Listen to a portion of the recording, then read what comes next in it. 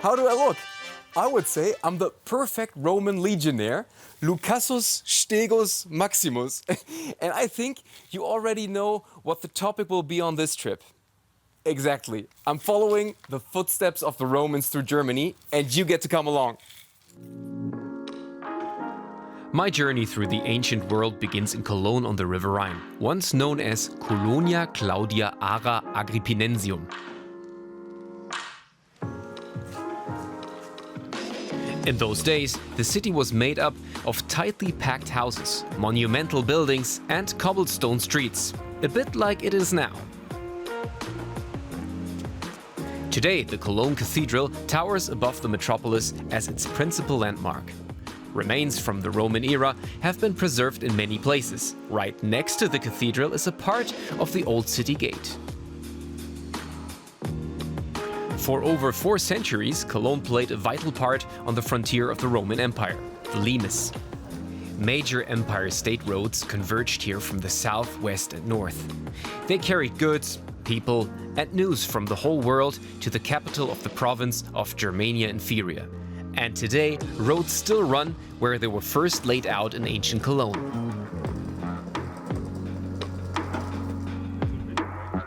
"2,000 years ago, this was one of the main axes of Roman Cologne. Well, and today it's one of the most important shopping streets in the city, Schildergasse. Central Cologne is also the site of the Romano-Germanic Museum. It exhibits the archaeological heritage of the city and its environs, with an emphasis on the Roman era. Staff member Katrin Jaschke shows me around. What role did Cologne play? Cologne was in fact the capital of the province Germania Inferior, so it was the administrative centre. The governor who administered the entire province resided here, which is why Cologne was so important, and this is where the very earliest Romans came to live on the Rhine.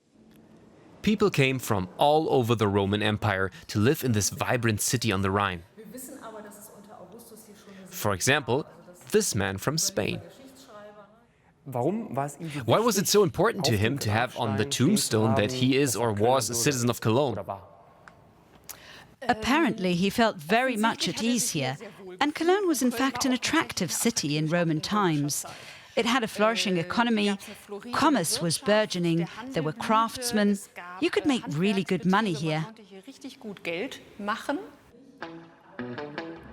From Cologne, I follow the Rhine upriver to the south. It served as a natural frontier between the Roman Empire and the Germanic tribes, and was fortified with watchtowers and forts. Rheinbrohl, about 65 kilometers south of Cologne, is the point where the Limes branches off from the Rhine. On this stretch, earthworks and palisade fences demarcated the edge of the Roman Empire. Today, Germany's Limes Road winds about 700 kilometers roughly southwest to Regensburg on the Danube River. Brown signs like this point the way. And an app with either an interactive map or a brochure is helpful for quickly locating the archaeological digs, reconstructions and museums such as the Limes Tower in Hillside.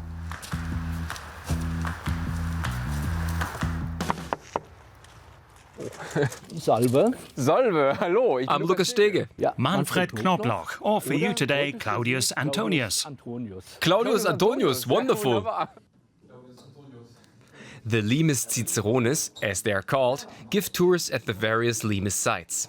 Manfred Knobloch has been showing visitors around in Hillside for over 10 years now. What was the exact function of this tower? From the towers, they kept a watch on the Limes, the border between the Roman Empire and Germania. They always had the tower's surroundings in view. If someone approached with hostile intent, they could give a signal from the tower. They could have done it with a mirror if the sun was out. Polished brass would have done the job. That's why this tuba's hanging here. If it was foggy, they could have given the signal with this horn, and at night with a torch with fire. Can I try? Try it. It works. Harder, harder. I couldn't do it, but did Claudius Antonius manage?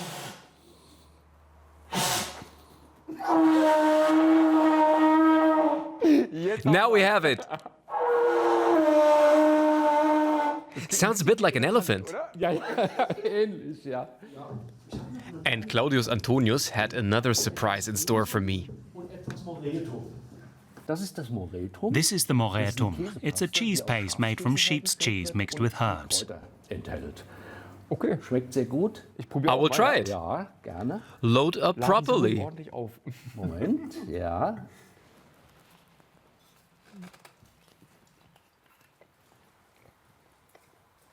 Delicious.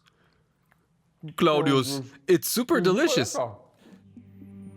A sight to see on the Līmes is the reconstructed Roman Saalburg Fort near Frankfurt. It's my next stop.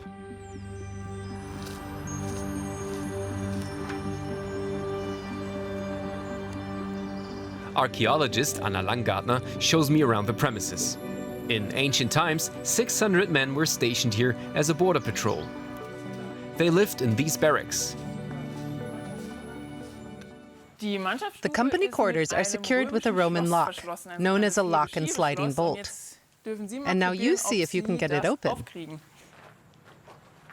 Mal schauen.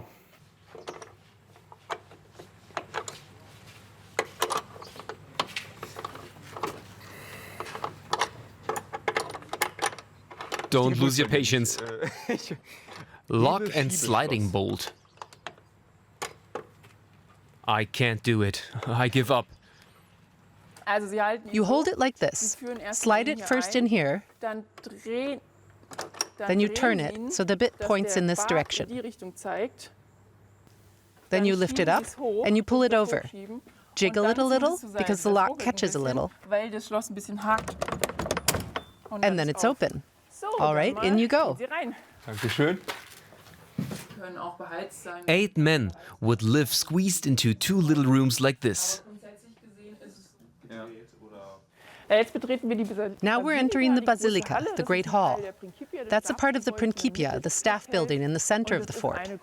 It's a large open hall where the entire company could assemble, for celebrations, cultural events, or just for drills on wet, rainy days. On the subject of drills, it's about time I had a look at the arms and learned some Roman combat techniques. First, spear throwing. Then, archery. Does that look legionary-like? Don't hold it too long, you'll get cramps. Okay. Ja, Bullseye. And what would a legionary's training be without sword fighting? In fact, they would train using wicker shields instead of the proper ones, and wooden swords. They're heavier than the real ones, so they made for wonderful training because, of course, you'd build up more muscles, strength and endurance, and you'd last longer in battle. And you don't get hurt. Exactly. Like a gazelle, he sneaks up on. Oh, damn it. Damn it. Yes!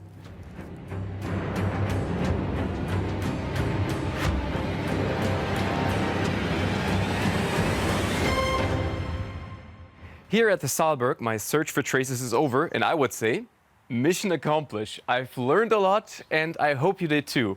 So, see you next time, and as the Romans say, valete. Goodbye.